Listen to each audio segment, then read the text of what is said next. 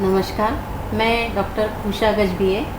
मैं अमरावती में paediatric surgeon करके कार्यरत हूँ 2008 साल से। और इसके अलावा मैं अमरावती के आईएमए की वुमेंस विंग की चेयरपर्सन हूँ इस साल। अभी हम आज यहाँ एकत्रित इसलिए हुए हैं कि आप सभी दर्शकों के लिए तंबाकू निषेध दिन 31 मई को मनाया जाता है, जिसे anti tobacco day world health organization की तरफ से मनाया जाता है। उसे जागतिक तंबाकू निषेध दिवस भी कहा जाता है। तो इस विषय पर जन जागृति के लिए हम एक तज्ञ डॉक्टरों की टीम आपके सामने लाए हैं, जो आपको तंबाकू के बारे में और उसके होने वाले दुष्परिणाम के बारे में आपको कुछ बताएंगे। तो मेरे साइड में है डॉक्टर जागृति शाह मैम। जागृति शाह मैम अमरावती में कई सालों से एक स्त्री रोग तज्ञ करके आप सभी के लिए सेवाएं दे रही है। मैडम स्त्री रोग तज्ञ संस्था है, उसकी कई पद उन्होंने विभूषित किए हैं, जैसे प्रेसिडेंट, सेक्रेटरी और सीनियर एग्जीक्यूटिव मेंबर करके। उसके अलावा मैडम आईएमए के वुमेंस डॉक्टर विंग की 2 साल पहले चेयरपर्सन रह चुकी है। और उसी साल उन्होंने एक बहुत बेहतरीन कॉन्फ्रेंस महाराष्ट्र लेवल के वुमेंस डॉक्टर विंग के लिए आयोजित की थी और उस कॉन्फ्रेंस को बहुत सराहा गया था। मेरे इस तरफ है डॉक्टर सीमा सुने मैडम, जो बहुत ही प्रख्यात सर्जन हैं। उन्होंने अमरावती के इरविन हॉस्पिटल में कई साल अपनी सेवाएं दी है। उसके अलावा उन्होंने अभी फ़िलहाल अमरावती में नए से खुला गोड़े मेडिकल कॉलेज है, वहाँ पे वो एसोसिएट प्रोफेसर करके सर्जरी विभाग में कार्यरत है। और सबसे बड़ी बात, इसी साल madam surgeons association of Amravati की प्रेसिडेंट भी है। उनके बाजू बैठी है डॉक्टर शर्मिष्ठा बेले। नमस्ते। इन्होंने भी अपने काम के लिए अपने बहुत सारे जलवे बिखेरे रखे हैं। वो एक ईएनटी सर्जन है और ईएनटी सर्जन होने के साथ साथ madam Vidarbha association of ENT की वो वाइस प्रेसिडेंट है इस साल। और आईएमए अमरावती की वो ट्रेजरर है। इसके अलावा पिछले साल उन्होंने अमरावती आईएमए वुमेंस विंग की सेक्रेटरी रह चुकी और बहुत ही बेहतरीन तरीके से उन्होंने अपना कार्यकाल निभाया। मेरे इस तरफ है डॉक्टर नंदिनी देशपांडे गांधी। नमस्कार। डॉक्टर नंदिनी एक एनेस्थीसिया स्पेशलिस्ट है, जिसे बधिरीकरण तज्ञ बोलते हैं। उन्होंने अपने स्टडीज़ के दौरान एमबीबीएस और उसके बाद उन्होंने जो एनेस्थीसिया की डिग्री दूसरी की है डीएनबी, तो उन्होंने दोनों डिग्रीज़ में उन्हें गोल्ड मेडल मिला है। तो यह मैडम बहुत ही स्टूडियस और बहुत इंटेलिजेंट है। और अभी फ़िलहाल वो पीडीएमसी में कई महीने उन्होंने काम किया है और फ़िलहाल वो अमरावती की सुपर स्पेशलिटी हॉस्पिटल में बधिरीकरण तज्ञ करके काम कर रही हैं।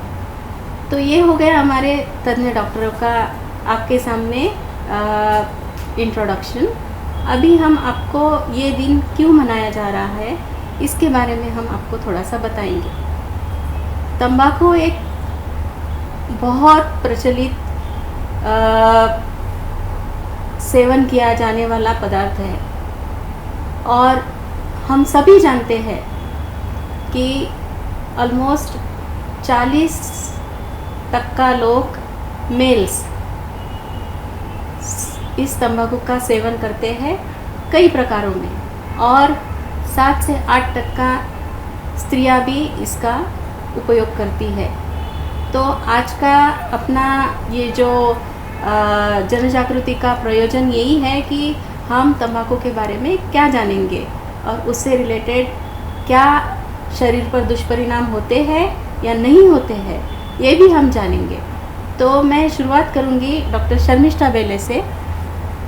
मैडम, आप हमें बताएंगे कि ये तंबाकू का क्या शरीर पे कुछ दुष्परिणाम होता है या नहीं होता है, और तंबाकू सेवन मतलब क्या है? दरअसल हम देखते हैं कि आजकल जीवन शैली में बहुत बदलाव आया है। सबके स्ट्रेस लेवल्स बहुत बढ़ गए हैं और लोगों के प्रभाव में हम लोग बहुत जल्दी आते हैं।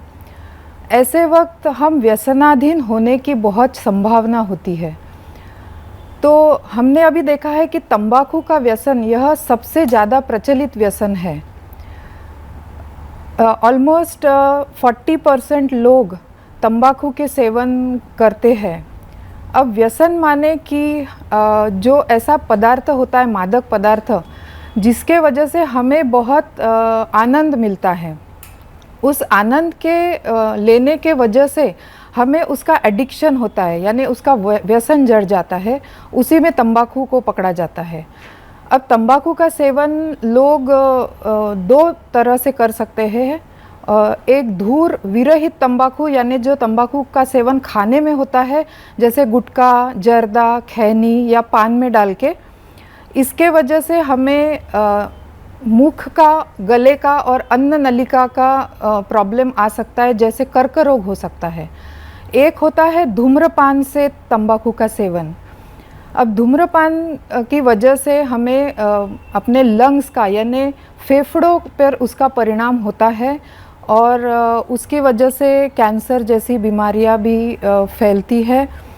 तो हमने थोड़ा सा ध्यान रखना चाहिए। मैं आपको पूछूंगी या पूछना चाहूँगी कि ये जो तंबाकू का सेवन होता है, तो WHO जो ये दिन मना रहा है, उसका क्या प्रयोजन है, और इस साल हम उस WHO का क्या थीम है, क्या WHO जन जागृति के तौर पर क्या बताना चाहती है? हर साल WHO यह दिन एक थीम लेकर मनाता है, ताकि जन जागृति में एक कॉन्सेंट्रेटेड जगह पे वो जन जागृति हो। इस बार का थीम है we need food not tobacco, यानी हमें अन्न चाहिए, तंबाकू नहीं। इससे हम जो तंबाकू उत्पादक है उनमें जन जागृति ला रहे हैं, तंबाकू उत्पादक किसान और इंडस्ट्रियलिस्ट, ताकि वो थोड़ा पौष्टिक अन्न पदार्थ का उत्पादन करे, ना कि ऐसे व्यसनाधीन पदार्थों का उत्पादन करे। उस चीज़ के लिए इस साल का तंबाकू नो टोबैको डे यह सेलिब्रेट कर रहे हैं। ओके। इसके अलावा मैं पूछना चाहूँगी कि क्या तंबाकू में कोई रासायनिक पदार्थ होते हैं? हाँ, तंबाकू में 7000 रासायनिक पदार्थ होते हैं। उसमें 70 पदार्थ कार्सिनोजेनिक है। कार्सिनोजेनिक माना कि उससे कैंसर निर्माण होता है। सबसे इम्पॉर्टेंट पदार्थ जो बहुत ज़्यादा क्वांटिटी में मिलता है वो है निकोटीन। निकोटीन हमारे जो कोशिकाएं हैं उसका जो ग्रोथ है उसको तेज़ करता है। अब तेज़ ग्रोथ की वजह से वो कैंसर में कन्वर्ट होता है। दूसरे और पदार्थ जैसे आर्सेनिक, फॉर्माल्डिहाइड, टार, ये सब पदार्थों की वजह से शरीर के विविध अवयवों पर उसका परिणाम होता है। इसीलिए तंबाकू का सेवन और धूम्रपान की वजह से हमारे शरीर के हर एक अवयव पर उसका परिणाम होता है। तो हमने थोड़ा ध्यान रखना चाहिए। ओके। आप एक ENT स्पेशलिस्ट है, तो मैं पूछना चाहूँगी कि मुख के या अन्न नलिका के ऊपर कोई दुष्परिणाम होते हैं सेवन के?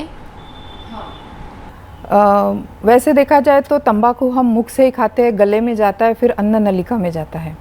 तो जो मैंने बताया निकोटीन का इफ़ेक्ट अपने सेल्स पे होता है, उसके वजह से हमारे मुंह में या गले में या अन्न नलिका में अल्सर्स तैयार होते हैं या गठान तैयार होती है। ये गठान कैंसर की भी हो सकती है या नहीं भी हो सकती है, पर हमें थोड़ा सा सतर्क रहना चाहिए कि ये गठाने कैंसर की हो सकती है। धूम्रपान की वजह से वो जो धुआं रहता है वो फेफड़ों में जाता है, तो उसके वजह से फेफड़ों का भी कैंसर। ओके। और एक पूछना चाहूँगी कि अपने मुंह के जो दांत के बाजू में जो मसूड़े होते हैं और मुंह का जो खुलना होता है, उससे कोई फ़र्क पड़ता है तंबाकू सेवन से?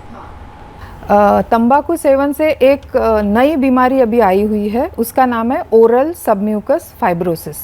अब ये जो बीमारी है, इसमें अब हमारे मुंह के अंदर के जो चमड़ी बोलते हैं हम, वो कड़क हो जाती है। वो कड़क होने की वजह से हमारा मुंह नहीं खुलता है। मुंह न खुलने की वजह से हमें खाने पीने में दिक्कत होती है, और ये जो कड़क चमड़ी है ये आगे जाके कैंसर का रूपांतर भी ले सकती है। हमारे जो मसूड़े होते हैं यानी गम्स, उसमें पस होने की संभावना होती है। हमारे दांत थोड़े स्टेन हो जाते हैं, हमारे श्वास को एक दुर्गंधी आती है। तो ये सब चीज़ें भी होती है तंबाकू खाने से। धन्यवाद मैडम, आपने बहुत अच्छा समझाया कि मुंह और आपकी सांस की नलिका, खाने की नलिका और फेफड़ों के बारे में, ये जो तंबाकू सेवन से अपने को बहुत सारे दुष्परिणाम होते हैं। तो मैं दर्शकों को बताना चाहूँगी कि ये जो तंबाकू सेवन है ये शरीर के लिए बहुत ही हानिकारक है, बहुत ज़्यादा हानिकारक है, और इसीलिए हमें उसका सेवन बिल्कुल ही रोक देना चाहिए। नहीं होता है तो भी हम कोशिश कर सकते हैं, और नहीं, ये चीज़ दुनिया में है ही नहीं। हर चीज़ पॉसिबल है और हम हर चीज़ ठान ले तो कर ही सकते हैं। अभी मैं डॉक्टर जागृति शाह मैम से पूछूंगी, जो एक स्त्री रोग तज्ञ है। तो मैम, आप ये बताइए कि स्त्रियां आजकल बहुत धूम्रपान करती है, आपका क्या विचार है इसके बारे में? दर्शकों नमस्कार। और आपने अभी तक जो भी डॉक्टर शर्मिष्ठा बेले से सुना, उसमें हम जनरल तो पूरा समझ ही गए हैं कि धूम्रपान का क्या असर होता है हेल्थ पर। बहुत ज़्यादा बुरा असर होता है। लेकिन आपने उषा मैडम जैसे कि एक प्रश्न पूछा है लेडीज़ के लिए, तो ये महिलाओं के लिए तो ये सबसे ज़्यादा खतरनाक आदत है, जिसको हैबिट कही जाती है। तो वो क्यों है? क्योंकि युवावस्था से ही हम शुरुआत करते हैं। यही एक उम्र है जब ये धूम्रपान की आदत कहीं से भी लग सकती है। May be because of peer pressure, यानी अपने फ्रेंड्स लोगों के दबाव में आकर के, या किसी को इम्प्रेस करने के चक्कर में, लड़का हो या लड़की हो, इम्प्रेस करने के चक्कर में, या फिर ऐसा ही समझ लिया कि चलो एक फैशन करके आजकल लोग स्मोकिंग करते हैं, लड़कियां भी हैं। लड़कियां चाहे छोटे शहर की हो तो तंबाकू च्यूइंग भी कर सकती है, कोई भी फॉर्म में। पुअर फैमिलीज में टोबैको च्यूइंग ज़्यादा होता है, टोबैको च्यूइंग बहुत ज़्यादा कॉमन है। तो हम ये नहीं कह सकते ये जो स्मोकिंग जो करते हैं वो थोड़ा सा मॉडर्न एरिया के या बड़े शहरों की लड़कियां करती है या लेडीज करती है एज अ फैशन, और मे बी ट्रेंड चल रहा है, स्टेटस सिंबल करके। तो ना केवल टोबैको च्यूइंग है, लेकिन सिगरेट भी है। फिर ई स्मोकिंग आपने सुना होगा, ई सिगरेट भी एक मेथड है जो कि बहुत ज़्यादा पॉपुलर हो चुका है। शायद हमें मालूम भी ना हो, लेकिन ये बहुत ज़्यादा प्रचलित हो गया है और हर किसी को लगता है कि एक बार तो इसका सेवन किया जाए। क्यों? क्योंकि जैसे कि आपने कहा कि इसमें काफ़ी आनंद मिलता है, क्योंकि उनका ब्रेन काफ़ी उत्तेजित हो जाता है और उनका जो स्ट्रेस लेवल है वो कम हो जाता है, और ये धीरे धीरे एक हैबिट में आदत बन जाती है। तो ये लड़कियों को स्पेशली जब आदत लगती है तब ये कितनी खतरनाक हो सकती है, उसके बारे में कुछ बोलना चाहूँगी। कि लड़कियाँ आफ्टर ऑल कभी ना कभी मैरिज करने ही वाली है जी। तो मैरिज मतलब शादी करती है, तो वो धूम्रपान कैसे छोड़ना है, धीरे धीरे उसमें से कैसे निकल जाना है, वो उन्होंने जब वो सेवन शुरू किया तभी सोच लेना चाहिए। या फिर उनको नहीं पता चला तो भी उन्होंने एक टाइम जब उनका आ जाता है, शादी की उम्र आ जाती है, तो उन्होंने ये धीरे धीरे छोड़ना शुरू कर देना चाहिए।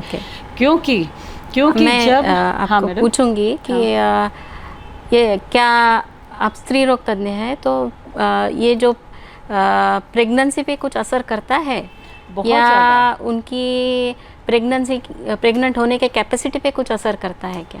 बिल्कुल असर करता है, क्यों नहीं।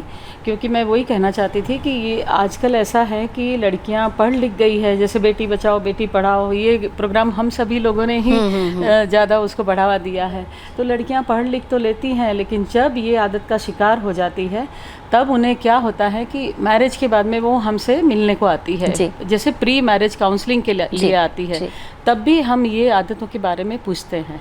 एक बात। फिर दूसरी बात, after the marriage they come to us for conceptional counselling, मतलब उन्हें जब प्रेग्नेंट होना है तब भी वो आते हैं। लेकिन ये सब चीज़ें क्यों इतने इम्पॉर्टेंट है कि इन केस वो शादी कर लेते हैं और प्रेगनेंसी का सोचते भी हैं, तो सोचने के बाद में ज़रूरी नहीं है कि वो प्रेग्नेंट हो जाएंगे, क्योंकि वो इनफर्टाइल कपल के रूप में भी हमें समझ में आता है। क्योंकि जैसे कि आपने कहा, न केवल फीमेल पर, मेल पर, दोनों पर, क्योंकि 40% मेल सेवन करते हैं इसका, तो वो इनफर्टाइल कपल के रूप में भी एक दिन डायग्नोस हो जाता है। तो वो एक बात है। फिर दूसरी बात, आपने जैसे पूछा कि प्रेग्नेंट लेडीज पर क्या फर्क पड़ता है, तो समझ लो उसके पहले मैं पूछना चाहूँगी, हाँ मैं पूछना चाहूँगी कि ये जो समझो वो लेडी स्मोक नहीं करती है या धूम्रपान नहीं करती है, लेकिन उसका हस्बैंड धूम्रपान करता है, हाँ जी, तो इससे उनके प्रेगनेंसी पे कुछ असर पड़ सकता है क्या? बहुत ज़्यादा असर पड़ सकता है, क्योंकि इसे कहा जाता है पैसिव स्मोकिंग या सेकंड हैंड स्मोकिंग। यानी वो जो लेडी है, जो महिला है जिसको प्रेग्नेंट होना है या प्रेग्नेंट हो भी गई है, दोनों भी केस में, यदि वो एक ऐसे रूम में है, कोई पब्लिक प्लेस पर है या बस में है, ऐसी कोई भी जगह पर जहाँ उसके आसपास में ही या तो उसका हस्बैंड हो या कोई भी आजू बाजू वाला यदि स्मोकिंग करता है और उसका जो धुआं निकलता है, वो धुएं का उसने अपने श्वास के साथ में अंदर ले लिया उसने, तो उसके भी फेफड़ों में ये धुआं जाता है, निकोटिन जाता है, वो ही निकोटिन पूरे शरीर में फैल करके उसके शरीर में बस जाता है। फिर चाहे वो प्रेग्नेंट है तो भी प्रॉब्लम है, प्रेग्नेंट नहीं है तो भी कहीं ना कहीं आगे यदि वो प्रेग्नेंट होती है तो उसे फर्क पड़ेगा, क्योंकि उससे बच्चों में कई टाइप की बीमारियां भी आती है। और तो आपका एक क्वेश्चन था जो उसका जवाब मैंने नहीं दिया था, जो कि प्रेग्नेंट लेडी पर इसका क्या फर्क पड़ता है। सपोज वो लेडी जो है वो जैसे तैसे करके स्मोकिंग उसने क्विट कर दिया, छोड़ दिया, तो फिर भी उसके शरीर में निकोटिन की लेवल तो कुछ टाइम तक रहती है, हाँ रहती है। फिर उसके बाद में वो प्रेग्नेंट होती है, वो कहीं ना कहीं कैसे कैसे कर करके वो कम स्मोकिंग करने की हैबिट डालने की ट्राई करती, लेकिन ये ट्रायल एंड एरर में उसके कुछ महीने निकल जाते हैं जी। तो इस प्रकार, और समझ लो वो ये नहीं करती है और स्मोकिंग कंटिन्यू ही करती है, तो ये जो प्रेग्नेंट लेडी है उसके क्या क्या इफेक्ट होते हैं वो बताना चाहूँगी दर्शकों को, क्योंकि वो लेडी को अर्ली अबॉर्शन होने के चांसेस है, या 3 मंथ्स के अंदर में। 3 मंथ सपोज पास भी हो गए तो बाद में उसको प्री मैच्योर डिलीवरी भी हो सकती है। Pre mature rupture of membrane कहते हैं, मतलब वो झिल्ली का फट जाना, वो भी हो सकता है। बच्चे का जो वजन होता है वो काफी हद तक कम रहता है। ये बताना चाहती है कि बच्चों पे भी असर होता है? नहीं, वो कह रही हूँ। तो प्रेगनेंसी में प्रीमैच्योर रप्चर ऑफ मेम्ब्रेन हो सकता है। Premature delivery itself is very important ना, क्योंकि जैसे ये सब चीजें होती है, साथ में ही वजन भी घट जाना, या अंदर का जो पानी रहता है बच्चे के आसपास में इर्द गिर्द जो पानी रहता है वो भी कम हो जाता है। तो ये सारी चीजें, और एक चीज सबसे इम्पोर्टेंट है कि प्लासेंटा भी एनी टाइम वो अपनी जगह छोड़ सकता है, वहाँ से ब्लीडिंग भी हो सकती है। तो अब ये सारी चीजें सपोज होती है तो मतलब उनको एक बच्चा जो प्रीमैच्योर भी पैदा हो सकता है। तो प्रीमैच्योरिटी के प्रॉब्लम आप सभी को पता है कि क्या रहते हैं। तो जितने प्रॉब्लम प्रीमैच्योरिटी के आते हैं वो तो सब सही है, वो आएंगे ही, लेकिन उसके अलावा ये बच्चों में कई सारी और दूसरी बीमारियां भी दिख जैसे सकती कुछ है। व्यंग तैयार होते हैं, व्यंग तैयार हो सकते हैं, जैसे कि उनके फेफड़े, बच्चों के फेफड़े, जो जन्मजात बच्चा है उसका फेफड़ा कमजोर हो सकता है, उसको रेस्पिरेटरी प्रॉब्लम आ सकते हैं, मतलब उसको वेंटिलेटर की भी जरूरत हो सकती सकती है, Okay. उसको प्रीमैच्योर बेबी यूनिट में भी रखा जा सकता है। साथ ही साथ में कभी कभी उनमें व्यंग दिखे जा सकते हैं, जैसे कि क्लेफ्ट लिप पैलेट, Okay. मतलब उनके होठ और तालू ये दोनों फटे हुए भी मिल सकते हैं, जिसकी बाद में सर्जरी करानी पड़ेगी। फिर और एक चीज़ है कि उनके पेट की जो अतड़ियाँ रहती है ना, वो बाहर निकल जाती है।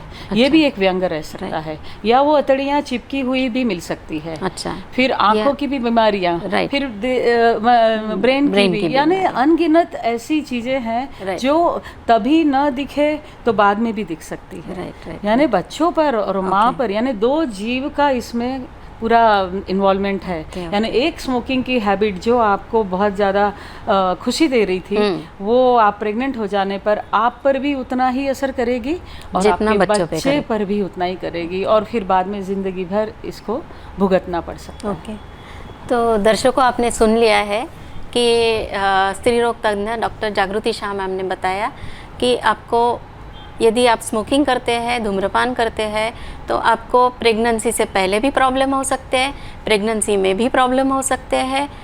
आपका हस्बैंड धूम्रपान करता है या स्मोकिंग करता है तो आपके बच्चे को भी प्रॉब्लम हो सकते हैं, और आप प्रेग्नेंट भी हो गए तो बच्चों को कई तरह के व्यंग तैयार हो सकते हैं, या बच्चों की नॉर्मल डेवलपमेंट नहीं होगी, या आपकी प्रेगनेंसी जो है वो प्रेगनेंसी भी कॉम्प्लिकेटेड प्रेगनेंसी करके हो सकती है। तो ये हम जान चुके हैं कि ये तंबाकू सेवन कितना हानिकारक है। तो ये दो जो लोगों ने बताया, एक ENT सर्जन और एक स्त्री रोग तज्ञ, दोनों ने हमको इतना बढ़िया नॉलेज दिया है और इतनी बढ़िया जानकारी दी है कि हम समझ गए कि ये तंबाकू का हमारे जीवन में कोई जगह नहीं है, कोई जगह नहीं है। अभी हमारे साथ में बैठे हैं सर्जन मैडम डॉक्टर सीमा सुने। तो सीमा सुने मैडम, आपसे हम पूछना चाहेंगे कि आप सर्जन हो, तो ये जो तंबाकू है इसका और सर्जरी का कोई वास्ता है क्या? नमस्कार आप सबको दर्शकों। उषा जी, आपने मुझसे पूछा है कि इसका कोई संबंध है क्या। कहने के लिए इसका बहुत बड़ा संबंध है जी। उसका कारण ये है कि जो धूम्रपान करते हैं या स्मोकिंग करते हैं या तंबाकू खाते हैं, इसके कारण सिर्फ जो है, चूँकि ये फेफड़ों में जाता है, लंग्स में जाता है, तो लंग्स का कैंसर तो होता ही है, पर चूँकि वहाँ से रक्तस्राव पूरे शरीर को मिलता है, तो शरीर के अन्य जगहों में भी कैंसर हो जाता है। ये तक देखा हुआ है कि जो कैंसर होते हैं, लंग कैंसर 10 से 20% लोगों में होते हैं, और इसमें से 80% कैंसर का कारण होता है स्मोकिंग। तो बिकॉज ये लंग्स से जाता है, तो पेट का कैंसर, किडनी का कैंसर, जो ब्लैडर मतलब जो यूरिन की थैली होती है जिसको ब्लैडर बोलते हैं, वो, स्टमक का कैंसर, इंटेस्टाइन का कैंसर, ये सब चीज़ें इसमें बहुत कॉमन आती हैं। और उसके अलावा कुछ हाथ पैर की नसों में कुछ तकलीफ होती है? देखिए, ये क्या होता है, चूँकि निकोटिन जो है ये पूरे शरीर में खून के थ्रू जाता है, उसके कारण क्या होता है कि शरीर की जितनी भी नसें होती हैं वो सब, उनकी जो ऊपर की वॉल होती है वो थिक हो जाती है, मतलब काफ़ी मोटी हो जाती है।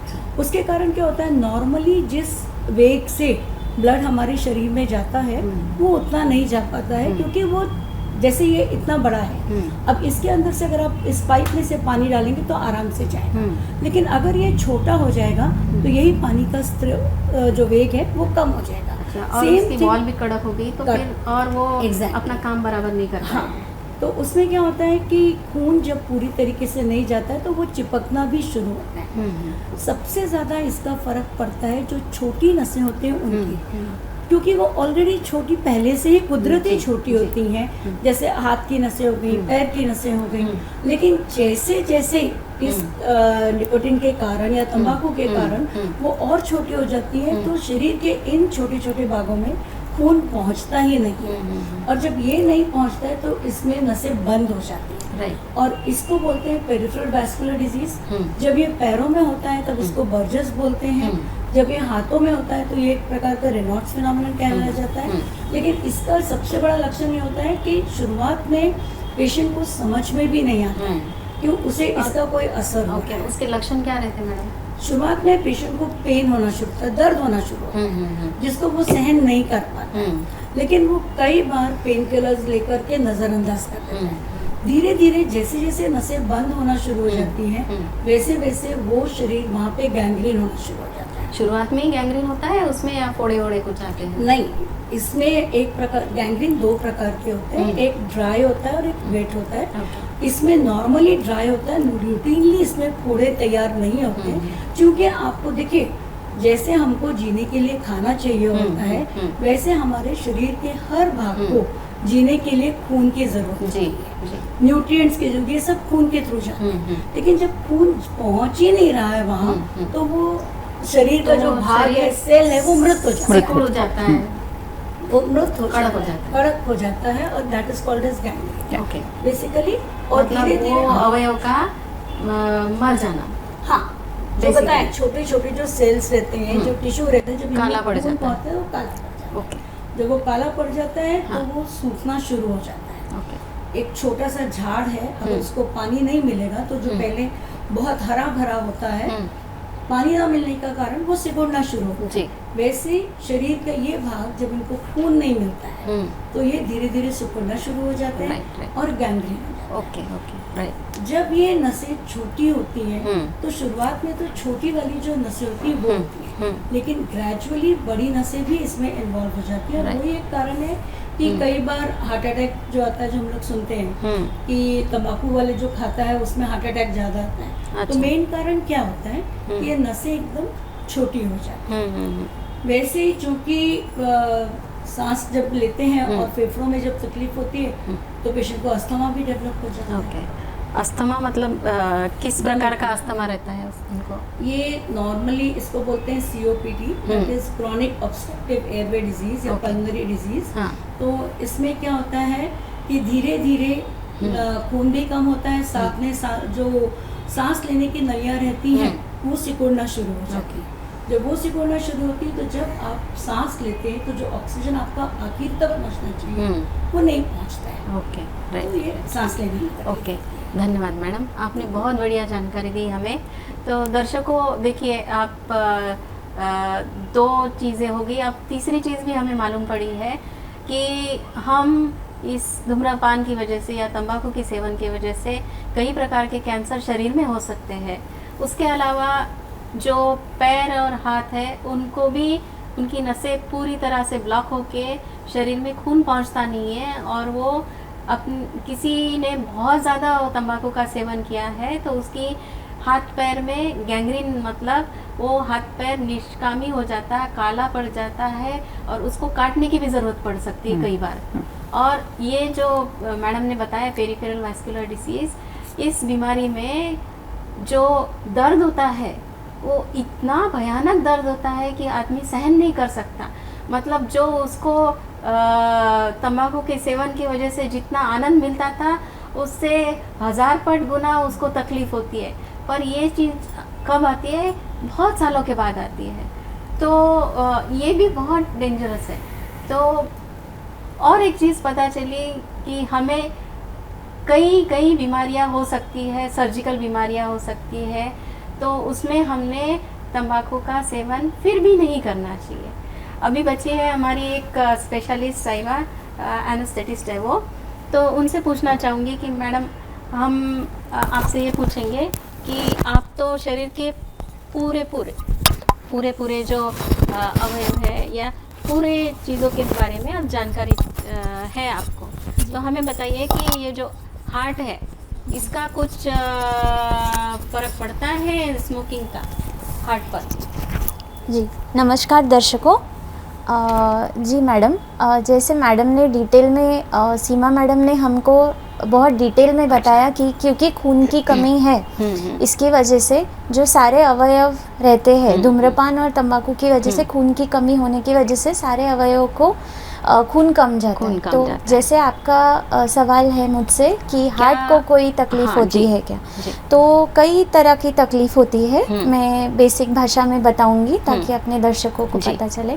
जैसे काफ़ी पेशेंट्स अपन आते हैं ओपीडी में और उनका बीपी ज़्यादा होता है, जबकि वो बोलते हैं कि हमको कभी ऐसी तकलीफ ही नहीं थी, ना हमने दवाई ली थी। जी। और हेडेक की भी कंप्लेन करते हैं। तो हेडेक एक साइन, सिर दर्द की कंप्लेन करते हैं तो वो कॉमन साइन होती है बीपी बढ़ने की, क्योंकि अपनी हार्ट दिल की जो आर्टरीज बोलते हैं वो सिकुड़ने की वजह से नसें, हाँ, उसकी वजह से प्रेशर ज़्यादा बढ़ जाता है, जिसका रीज़न होता है कि बहुत सारे पेशेंट को हाइपरटेंशन या रक्तदाब की बीमारी डिटेक्ट होती है। दूसरी और एक बीमारी जैसे खून की कमी की वजह से एंजाइना या मायोकार्डियल इन्फेक्शन बोलते हैं, हार्ट अटैक बोलते हैं, दिल का दौरा जी, जो ये दो तरह का होता है, एक माइल्ड होता है, एक माइल्ड होता है और एक बहुत ज़्यादा डेंजरस होता है। तो ये तंबाकू सेवन करने वालों में कम होता है या ज़्यादा होता है या नॉर्मल आदमी से सेम ही होता है? नहीं, तंबाकू सेवन करने वालों में ये ज़्यादा होता है। नॉर्मल आदमी के कंपेयर किया हमने तो उनमें कम होता है। तो आप एक एनेस्थेटिस्ट हो जी, तो मैं आपसे पूछना चाहूँगी कि कोई पेशेंट आपके पास आया जिसको ऑपरेशन की ज़रूरत है जी, तो आपका एनेस्थीसिया वो पेशेंट के लिए सेम रहेगा या वो पेशेंट आपके लिए ज़्यादा रिस्की रहेगा बेहोशी की दवाई देने के लिए? जी, ये बहुत इम्पोर्टेंट सवाल है, क्योंकि एज एक बधिरीकरण शस्त्र के हिसाब से हमको पेशेंट को ओवरऑल देखना पड़ता है, इसीलिए हमको पेरी ऑपरेटिव फिजिशियन बोलते हैं जी। तो उसमें जब हम ऑपरेशन के पहले जांच करते हैं तो हम सिर पेशेंट का हार्ट की बीमारी, दिल की बीमारी है कि नहीं ये पूछते हैं। मैडम ने बताया COPD के बारे में, वो भी जानना जरूरी है, बीमारी वो भी जानना जरूरी है, क्योंकि सारे एनेस्थीसिया का जो पूरा भूल देना या सिर्फ सुनना करना ये सब डिपेंड करता है उसी के ऊपर, उस पे जो हमारे बधिरीकरण के शस्त्र के जो दवाइयाँ हैं उनका असर दिल पे और फेफड़ों के पे भी होता है। तो इसके वजह से ऑपरेशन के दौरान पेशेंट का बीपी जो जिनका ज़्यादा है वो एकदम कम हो सकता है या एकदम बढ़ सकता है, जिसकी वजह से बेहोशी में भी पेशेंट को अटैक आ सकता है। और सिर की लकवा भी आ सकता है क्योंकि प्रेशर ज़्यादा है। दूसरा, मैडम ने बताया कि COPD की बीमारी, यदि उसको हमने पहले से ट्रीट नहीं किया या उनकी दवाइयाँ कंटिन्यू नहीं की तो जो हम सांस की नली डालते हैं वो डालते वक्त ऑपरेशन के टाइम और जब नली निकालते हैं उसके टाइम पेशेंट को एक ब्रोंकोस्पाज्म, मतलब वो सांस की नली बंद हो जाना, सिकुड़ती है और उसकी वजह से ऑक्सीजन की कमी हो सकती है। तो नली खुलना नहीं मतलब नॉर्मल सांस के लिए। और इन पेशेंट्स में जो धूम्रपान करते हैं इनमें खांसी की बीमारी बहुत ज़्यादा होती है, जिसकी वजह से ऑपरेशन के दौरान, ऑपरेशन के बाद इनको निमोनिया की रिस्क ज़्यादा बढ़ जाती है। तो दूसरे जो तंबाकू सेवन नहीं करते और जो धूम्रपान नहीं करते उनका एनेस्थीसिया देना ज़्यादा सेफर रहता एज इनके कंपैरिजन। राइट। अच्छा, तो आपने बताया कि इनको दिल की बीमारी भी होती है, इनको ब्रेन की बीमारी भी होती है, इनको फेफड़ों की बीमारी भी होती है और पेट की भी एक बीमारी हो सकती है मैडम।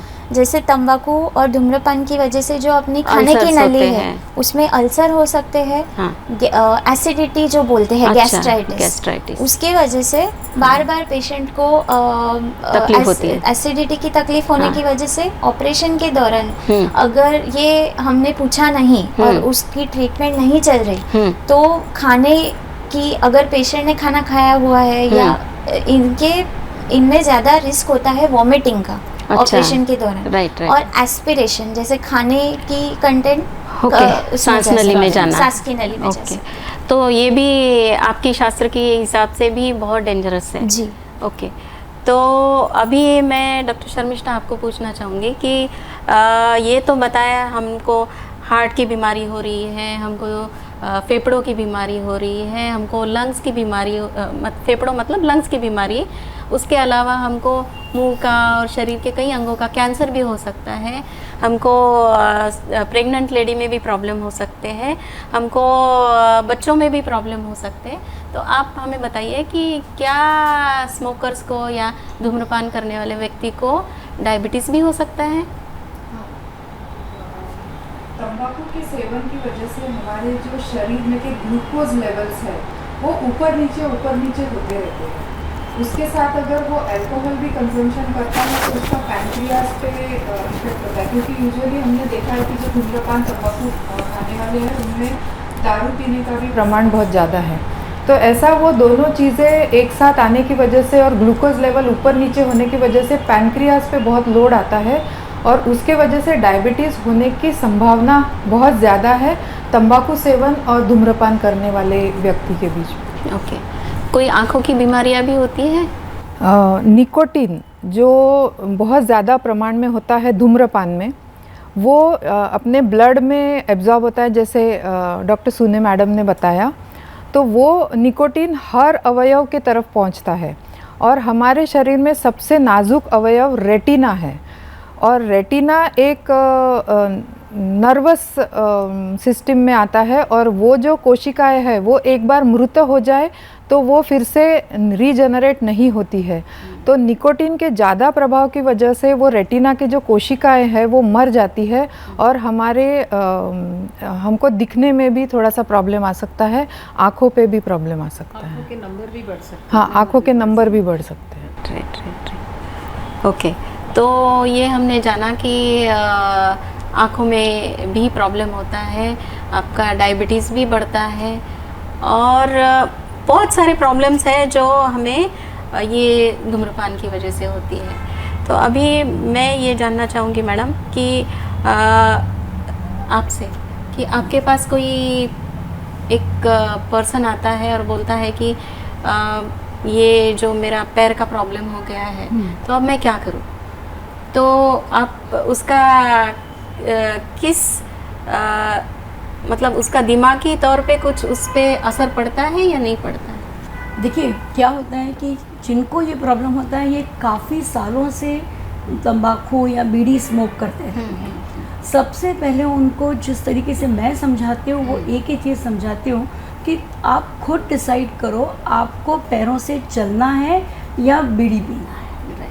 अगर आपको ज़िंदगी अच्छे से जीनी है तो अब मेरा कहने का मतलब ये था कि ये जो पर्सन आपके पास आता है पैर की बीमारी लेके, तो आप ये बताइए हमें कि इसका इनके दिमाग पर क्या असर पड़ता है। ये हम तो वो छोड़ना चाहता है या नहीं छोड़ना चाहता है उसके बारे में तो हम थोड़ी देर में विचार करेंगे, लेकिन हमें बताइए कि इनको कुछ दिमागी तौर पर काउंसलिंग की ज़रूरत है क्या?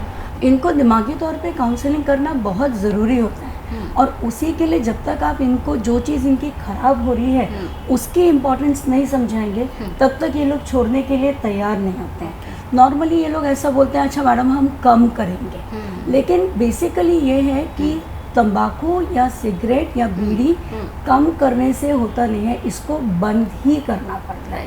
तो आपको उनको ये समझाना पड़ता है कि उनकी जो भी तकलीफ़ है उसमें और जो उनकी आदत है उसमें से दोनों में से क्या उनकी ज़िंदगी के लिए ज़्यादा इम्पॉर्टेंट है और वो चीज़ समझाने के बाद में फिर उनको मोटिवेट करना पड़ता है कि आप इसे टोटल बंद करिए, क्योंकि दो कम करने से ये ठीक नहीं होता, तो बंद करने के लिए उनको मोटिवेट किया जाता है। ओके, जागृति शाह मैम, आपसे मैं पूछना चाहूँगी कि एक कपल आपके पास आता है जिनको बच्चा चाहिए, तो ये प्रश्न हो गया और दूसरा प्रश्न ये है कि जो लेडी ऑलरेडी प्रेग्नेंट है बट हस्बैंड स्मोक करता है और पहला जो सिनेरियो था कि हस्बैंड वाइफ में से हस्बैंड स्मोक करता है but they are planning for, और दूसरी चीज़ है कि वो ऑलरेडी प्रेग्नेंट है, तो दोनों में हस्बैंड स्मोक करता है, तो आप ये दोनों सिचुएशन में क्या काउंसलिंग करेंगे? आपका जो ये प्रश्न है उषा मैडम, बहुत ही इम्पॉर्टेंट, बहुत ही ज़्यादा महत्वपूर्ण क्वेश्चन है ये, क्योंकि इसको समझना बहुत ज़रूरी है। जैसे कि कोई भी कपल मेरे पास में आता है प्री कंसेप्शनल काउंसलिंग के लिए, उसको बिफोर कंसेप्शन वो अभी पूछने को आए हैं कि हमें बच्चा चाहिए है, तो हमें तो उनका जनरल एग्जामिनेशन से लेकर के तो उनका ब्लड एग्जामिनेशन और बहुत सारी चीज़ें हैं जो हम पूरा पहले पता कर लेते हैं कि कोई भी एक कपल को फर्टाइल होना है तो उनमें क्या क्या चीज़ें ज़रूरी होनी चाहिए, वो सभी चीज़ें देखते हैं। लेकिन इसके अलावा हैबिट्स के बारे में भी बिल्कुल बराबर से पूछा जाता है। वो हैबिट में ईटिंग हैबिट हो, कोई भी अलग प्रकार की नशे की हैबिट हो, तो उस चीज़ में ये टोबैको च्यूइंग आता है। तो कोई भी टाइप का नशा है तो वो बहुत ज़्यादा मायने रखता है। समझ लो आपके क्वेश्चन में ये भी था कि वो बिफोर मैरिज, बिफोर प्रेगनेंसी वो हस्बैंड ही अकेले सिर्फ स्मोकिंग करते हैं, हाँ, लेकिन वाइफ नहीं कर रही है, तो भी वाइफ को प्रॉब्लम आ सकते हैं, क्योंकि वो जैसे मैंने पहले भी कहा था कि वो पैसिव स्मोकिंग उसका होते रहेगा, क्योंकि वो हस्बैंड है, वो घर में रहते हैं, घर में स्मोकिंग करते हैं, तो वो धुआं तो पूरे घर में फैलता है, और एक कॉम्पैक्ट रूम है तो उसमें तो और भी ज़्यादा फैलेगा। तो वो इसमें पैसिव स्मोकिंग उसका होते ही रहेगा। वो लेडी को पता ही नहीं है कि मेरे साथ क्या हो रहा है, उसे लगता है कि मैं तो स्मोकिंग नहीं कर रही हूँ, हस्बैंड कर रहे हैं, लेकिन उसके फेफड़ों में भी निकोटीन की मात्रा जाती है। जैसे कि एक ऐसा है कि एक सिगरेट हाथ में लेते हैं और एक पफ लगाते हैं, तो वैसे जनरली लोग एक के ऊपर एक ऐसे पफ लेते हैं, तो 10 पफ हो जाते हैं तो 2 मिलीग्राम जितना निकोटीन अपने शरीर में चला जाता है। तो ये तो चला गया, लेकिन उसके साथ में कुछ मात्रा में लेडी के भी फेफड़ों में वो चला गया, तो उसे कंसीव करने में तकलीफ आ सकती है। और मेल में भी जैसे हम ये कर रहे हैं कि वो मेल खुद ही स्मोकिंग कर रहे हैं, तो वो भी इनफर्टाइल निकल सकते हैं। उनके भी स्पर्म के जो काउंट रहते हैं उसमें फर्क पड़ने का बहुत ज़्यादा संभावना है। तो ये चीज़ हो गई बिफोर प्रेगनेंसी। राइट। और आपका और एक क्वेश्चन था प्रेगनेंसी। After pregnancy. तो आफ्टर प्रेगनेंसी भी सपोज यही हो गया कि फीमेल नहीं है स्मोकर, लेकिन मेल स्मोकर है, मतलब हस्बैंड स्मोकर है, तो वो भी छोड़ ही नहीं रहे in spite of our counselling. समझ लो उन्होंने नहीं छोड़ा, तो वो भी वो सेम उनकी आदतें बनी रही, तो उन्हें तो पता ही नहीं है कि बच्चे पर कितना ज्यादा इफेक्ट होगा, ना केवल वाइफ पर उनके ही होने वाले अपने खुद के बच्चे के ऊपर में बहुत ज्यादा नुकसान हो सकता है। जैसे कि व्यंग के रूप में, या प्रेगनेंसी सही तरीके से आगे ही नहीं बढ़ेगी, अबॉर्ट होगी, जल्दी हो जाएगी, या प्रीमैच्योर डिलीवरी हो जाएगी, व्यंग निकलेंगे, सर्जरी लगेगी, क्या नहीं हो सकता है। तो ये इसका मतलब ये है कि pre marriage pre pregnancy counselling है, तब भी उन्होंने स्मोकिंग छोड़ना चाहिए, और बाद में पता चला कि वो प्रेग्नेंट है तब भी उन्होंने बिल्कुल स्मोकिंग छोड़ना चाहिए, या कोई भी प्रकार का तंबाकू का सेवन छोड़ना चाहिए। ओके। अभी देखिए, एक कोई आदमी है जो स्मोकिंग बहुत सालों से करता है और वो आपके पास आता है, तो शर्मिष्ठा मैडम आपसे पूछूंगी कि ये जो कोई पर्सन आपके पास आता है, वो बोलता है कि मुझे स्मोकिंग छोड़ना है, या धूम्रपान छोड़ना है, या तंबाकू का सेवन छोड़ना है, तो कभी ये देर हो गई ऐसा हो सकता है, या कभी भी छोड़ सकते हैं? वो जो उसके शरीर के ऊपर हुए वाले जो दुष्परिणाम हैं वो वापस नॉर्मल तक आ सकते हैं या नहीं आ सकते? सबसे पहले मैं कहना चाहूँगी कि जब वो व्यक्ति हमारे पास आता है कि हमें तंबाकू का सेवन या धूम्रपान का सेवन बंद करना है, वही उसकी फर्स्ट स्टेप है काउंसलिंग की। जो उसका विल पावर है, उसने वहाँ पे आके हमें वो बात बताई, मेंटल पावर है उसकी, वो उसकी हम ये बोल सकते हैं सबसे पहली जीत है व्यसन मुक्ति के तरफ। तो वही आदमी कर सकता है। हाँ, वही आदमी ये कर सकता है जिसके मन में ये ख्याल आ गया है कि मुझे व्यसन मुक्त होना है। हमारी जो स्टेप्स है, हम उसको हेल्प करते हैं पहले तो समझाने में कि अगर उसको कोई लक्षण नहीं है, जो हमने पहले समझाए थे कि कैंसर के जो लक्षण होते हैं, अगर वो लक्षण नहीं है तो स्मोकिंग या धूम्रपान या तंबाकू सेवन बंद करने के बाद उसकी बॉडी कुछ दिनों के बाद नॉर्मल हो सकती है, उसके सब कुछ चीज़ें नॉर्मल हो सकती है। उसको किसी को ज़्यादा टाइम लगता है, किसी को कम टाइम लगता है। वो काउंसलिंग पे, उसके विल पावर पे, और हम जो उसको सपोर्टिव ड्रग्स देते हैं उस पे ये सब चीज़ें निर्भर होती है। तो ये फ़र्क पड़ सकता है, उसकी बॉडी नॉर्मल हो सकती है। अच्छा, मैडम आपसे पूछूंगी कि ये तंबाकू का जो मास लेवल पे उसके ऊपर कैसे रोकथाम की जा सकती है? सरकार क्या कर सकती है इस बारे में?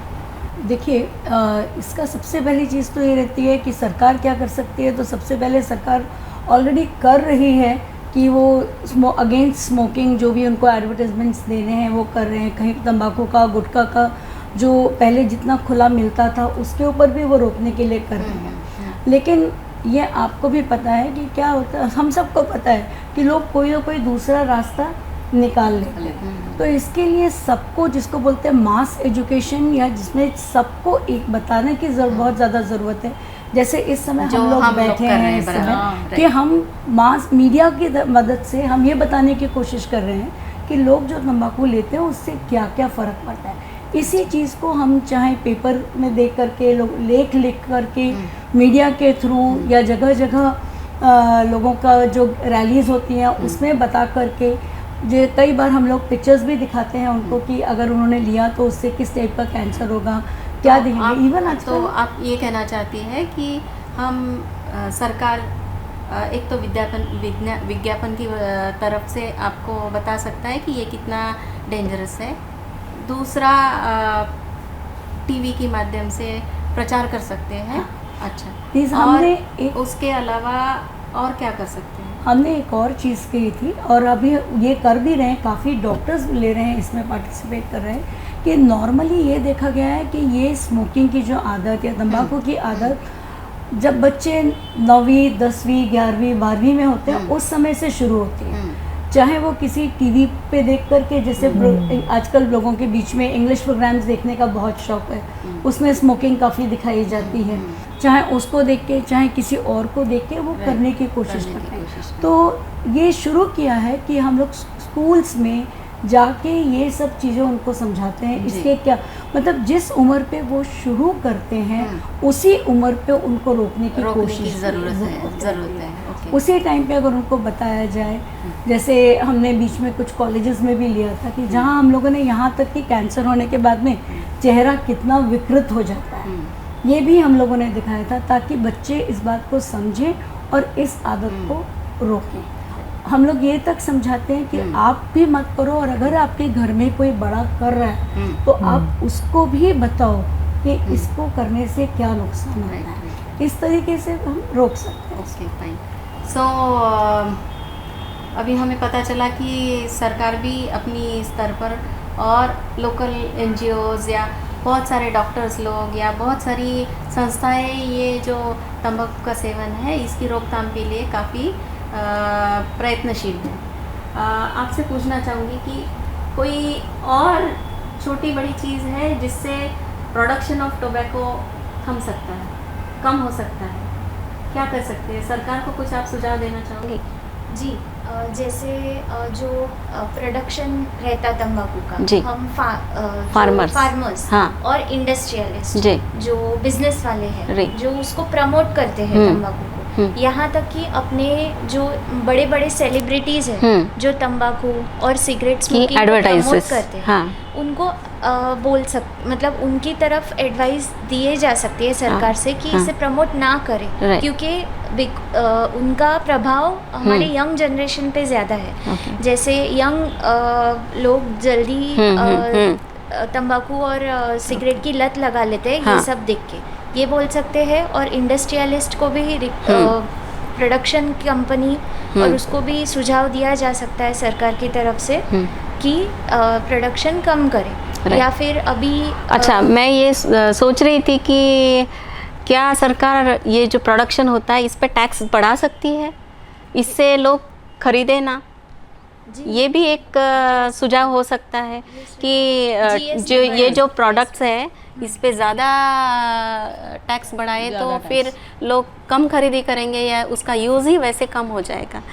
अच्छा, एक तो ये बहुत बड़ा संदेश यही है यंग पीढ़ी के लिए, जनता के लिए, मतलब जितने दर्शक हैं हमारे बीच में जितने भी है उसमें यंग भी देख रहे होंगे और बड़े भी होंगे। तो मेरा तो एक ही संदेश है कि छोटे बच्चे और पेरेंट्स दोनों भी उनको भी, बच्चों को भी तो जब उनको पीना मतलब स्मोकिंग क्या है ये समझता है तो उनको ये भी समझना चाहिए कि इसका क्या इल इफेक्ट्स है, दुष्परिणाम क्या तो है। जैसे कि वो लोग स्मोकिंग करते हैं या तंबाकू लेते हैं, या जो अभी बहुत ज्यादा पॉपुलर है चिलम है, हाँ, गुटखा हुक्का है, है, हुक्का है, ये कितनी सारी चीजें हैं, ई सिगरेट है, और हमें नहीं मालूम, वो सब उन्हें मालूम है। तो यंग एज में यदि यंगस्टर्स जो भी ये प्रोग्राम देख रहे हैं, उन्होंने खुद ने ही ठान ली, पहले तो सरकार जब करेगी कर ही रही है, लेकिन उन्होंने खुद ने आज के दिन 31 मई को यदि समझ लिया या ठान लिया कि आज से ये जो ये गलत हैबिट चीज है और हमने ये गलत नहीं है, करना चाहिए। हमने नहीं करना है। और जो पेरेंट्स देख रहे हैं, वो पेरेंट्स ने भी देख लेना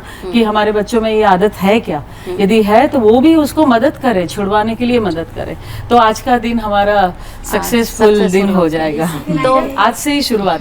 जैसे मैडम ने बोला कि हुक्का लेते हैं, वो हुक्का बहुत पॉपुलर है मेट्रो सिटीज में, उसके जैसे मुंबई, दिल्ली, यहाँ पे हुक्का के बार्स रहते हैं जहाँ पे ये सारे यंगस्टर्स पार्लर्स जाते रहते हैं। जैसे आपने बोला कि इस पे अगर हम जीएसटी बढ़ाए, हम कंप्लीटली कोई प्रोडक्शन रोक नहीं सकते या किसी को बैन नहीं कर सकते या किसी पे रोक टोक नहीं कर सकते।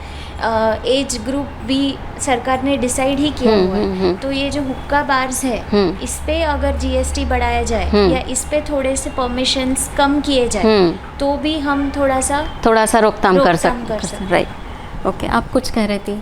हाँ, मैं ये कह रही थी कि सबसे बड़ा चीज़ है बच्चों को मोटिवेट करना और बड़ों को मोटिवेट करना, खुद को करना कि उन्हें खुद को रोकना है। जब तक वो इस खुद चीज़ ही को नहीं पहल लेंगे, तब तक हम कितना तब तक किसी का भी इफेक्ट नहीं हो सकता। तो हमारा गलत है हाँ, और हमको नहीं करना। खुद का तो आत्मनिर्णय हमारे जो होता है, हाँ बराबर। वो सबसे तो हमारे जो बच्चे रहते हैं, हमने उनके साथ एक दोस्त समझ के उनके साथ बैठ के उनसे बात करनी चाहिए और उनको बताना चाहिए।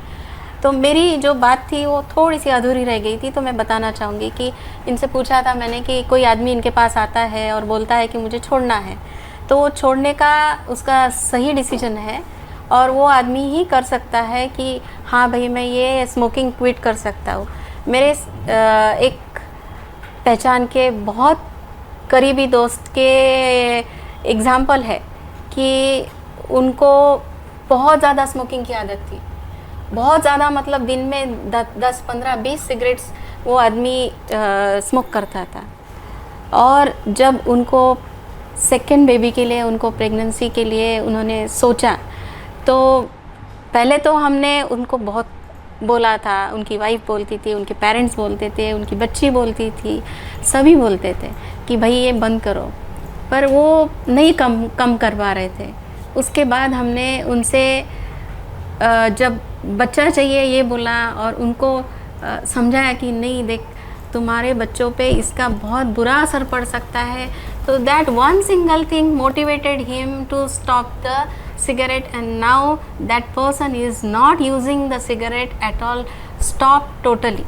Okay, so ये भी एक एग्जांपल है कि जिसमें स्मोकिंग बंद की जा सकती है जब आपकी खुद की मन की विल पावर हो है। तो उसके अलावा और एक बताऊंगी कि जो स्मोकिंग है, आपने यदि आज बंद किया तो अभी बंद करने के 20 मिनट के बाद में ही आपको उसके असर दिखना चालू होते हैं। आपका हार्ट रेट कम हो जाता है, आपका ब्लड प्रेशर कम हो जाता है, 24 घंटे में आपकी जो शरीर के निकोटीन की मात्रा कम हो जाती है, आपका महीने भर में आपका वर्किंग कैपेसिटी बढ़ जाती है, आपकी जो सर्दी खांसी थी, जो क्रॉनिक खांसी जो बंद नहीं हो रही थी वो भी बंद हो जाती है, और साल भर के पीरियड में आप good amount of exercise normal person की तरह कर पाओगे और आपके हार्ट के ऊपर और फेफड़ों के ऊपर जितना असर हुआ था वो 80-90% कम हो जाएगा।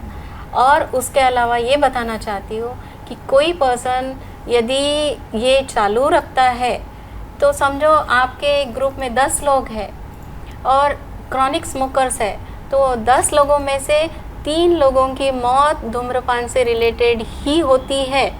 तो दर्शकों, आपसे हमारी सभी की हाथ जोड़ के विनती है कि धूम्रपान एक बहुत ही जटिल समस्या है, बहुत खराब व्यसन है और तंबाकू सेवन आपको बंद करना ही आपके निजी जीवन के लिए, आपके फैमिली के लिए और आपकी आजू बाजू की देश के लिए या आपकी पूरी शहर के लिए, सभी के लिए ज़रूरी है, सभी के लिए ज़रूरी है। तो आज का दिन हम सबसे बड़ा थैंक यू और धन्यवाद सिटी चैनल का देना चाहते हैं श्री चंदू भैया सोजतिया, जिन्होंने हमें इनके चैनल पे हमारा कार्यक्रम प्रस्तुत करने की अनुमति दी। मैं doctor Usha Gajbiye, women's doctor wing की चेयरपर्सन, आपसे यही उम्मीद करूँगी कि आज के प्रोग्राम की वजह से आप जो तंबाकू का सेवन करते हैं उसके बारे में थोड़ी गहराई से सोचेंगे, और यदि आप ऐसा करेंगे तो हमारा आज का प्रोग्राम सक्सेसफुल हुआ और हम आप तक सही चीज़ पहुंचा पाए, इसकी हमें बहुत खुशी होगी। धन्यवाद। धन्यवाद।